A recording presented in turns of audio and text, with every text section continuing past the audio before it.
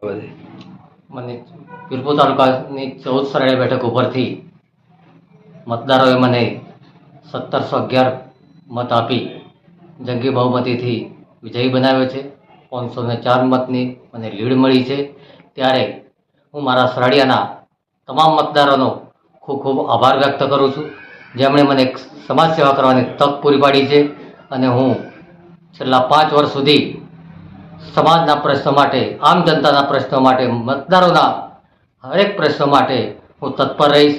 સમાજ સેવા, શિક્ષણ, ધાર્મિક કોઈપણ પ્રવૃત્તિ અંદર અગ્રેસર રહી ગામ વિકાસ તરફ આગળ દોરાય તેવા મારા હંમેશા પ્રયત્નો રહેશે.